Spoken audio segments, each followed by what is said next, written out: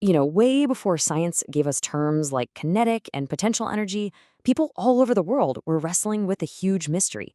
What exactly is the spark of life? They were trying to put words to that invisible, dynamic force that makes us, well, us. So today, let's dive into how they tried to make sense of it all. I mean, this was the fundamental question, right? What's the real difference between a warm, breathing body and one that's gone still and cold? Without any labs or fancy equipment, their only tool was just paying attention. And their answers came straight from the raw experience of what it feels like to be alive. And what they observed were these universal signs of life. Across the entire globe, these early thinkers, totally separate from one another, they all landed on the same basic idea. Life isn't some static thing that matter has, it's a process that moves through it. It's a constant, invisible flow that you can see and feel in the most real ways possible. So here's our game plan for this explainer. We're going to take a journey through these incredible ancient maps of vitality. We'll kick things off in Egypt with their really complex model of the soul.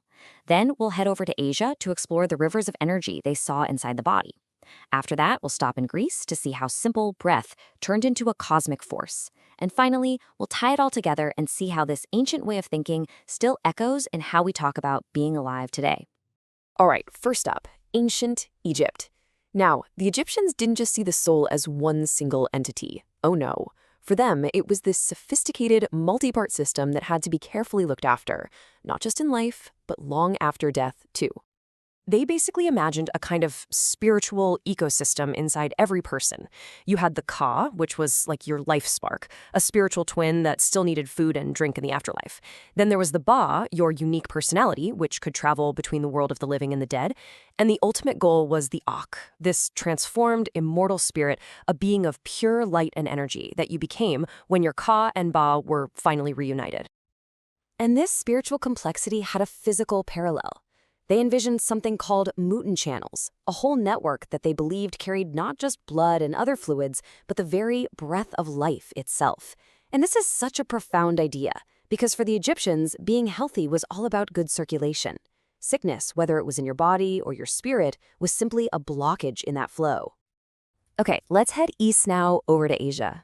Because here, this idea of vital flow gets developed into these incredibly detailed systems. And what's amazing is that even though they developed independently, both India and China pictured life energy moving through the body, kind of like rivers carving out a landscape. So in India, this force is called prana. It's this universal cosmic energy that you literally breathe in, and it travels through these subtle channels they called nadis. Meanwhile, in China, you have qi, the fundamental vital energy that animates everything and flows through specific pathways called meridians. You see the pattern? Two totally different cultures, but one incredible insight. The body is an energy network. And the Indian system got even more specific. They identified 5 distinct winds, or vayus.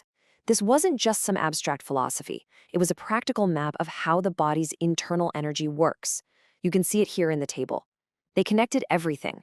The inward flow of breath, the prana vayu, was linked to the downward, grounding flow of elimination, the apana vayu. It was all one big interconnected system. The Chinese model of qi is just as intricate. They created this amazing holistic map that connects our inner world to the larger cosmos. Just look at this table. They didn't draw a line between the body, our emotions, and the natural world. Health was all about the balanced flow of qi through this entire ecosystem. So for them, an emotion like deep anger wasn't just a feeling. It was an event that could actually, physically, disrupt the flow of energy in the liver. And now let's jump over to ancient Greece, which is where we see this really fascinating shift happen. Here, the idea of a breath soul starts to morph into something way more tangible, almost like a physical substance that they believed held the entire universe together. The key word here is pneuma. It starts out as the simple Greek word for breath or spirit, but for philosophers like the Stoics, it became a literal, physical thing.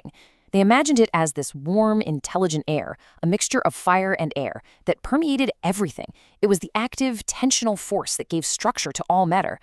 And the Stoics believed this pneuma was in everything, just in different degrees of quality. At its most basic level, it's just the tension that holds a rock together. A little more refined, and it becomes the life force that lets a plant grow. In animals, it's a soul that allows them to perceive and move. And then, at its absolute peak, in humans, it's the rational soul, the thing that allows for logic and reason. It's basically a unified theory of everything, and it's all powered by breath. Okay, so after this incredible trip from the Nile to the Yangtze to the Aegean, what's the big takeaway?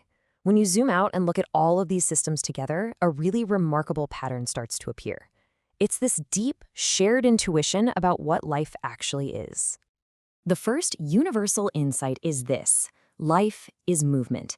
It doesn't matter if you call it the flow of Ka and Ba, the circulation of prana and Shi, or the tension of pneuma. To be alive meant to be in a state of constant flow. And death? Death was simply stagnation, stillness, a blockage. And the second huge insight they all shared is that breath was the vehicle for that movement. The simple physical act of breathing was seen as the bridge connecting our own little internal world to the vast energy of the cosmos. It was the concrete action that pulled that invisible, universal life force right into our bodies. And this quote, it just gets to the absolute heart of it all. These ancient systems, they were never meant to be physics textbooks. They were sophisticated maps of our inner felt experience. They weren't trying to measure life with instruments. They were just trying to describe what it feels like to be alive. Which brings us to one last really important question. If these are such ancient ideas, why do they sound so familiar? Well, it's because even in our hyper-scientific world, we've never really found a better language to talk about our own inner experience. Just take a look at modern psychology. Therapists talk about psychological energy all the time to describe the force that drives our motivation, our vitality, our resilience. Now, it's not a physical substance like pneuma, of course, but it serves the exact same function. It's a powerful metaphor that helps us explain why sometimes we feel full of life and other times we feel totally depleted. I mean, just listen to how we talk every single day. You feel drained after a long day at work. You need to recharge on the weekend. We say some people have good energy and others have bad energy. Our language is absolutely filled with these ancient metaphors of vitality because they perfectly capture our subjective internal states in a way that purely scientific language often can't. And so that leaves us with this final thought to chew on. Modern science has given us an incredibly powerful language to describe the physical world, the outside. But when it comes to describing the inside, that felt sense of flow and vitality and what it means to be alive, maybe these ancient intuitive maps are something we've never really left behind.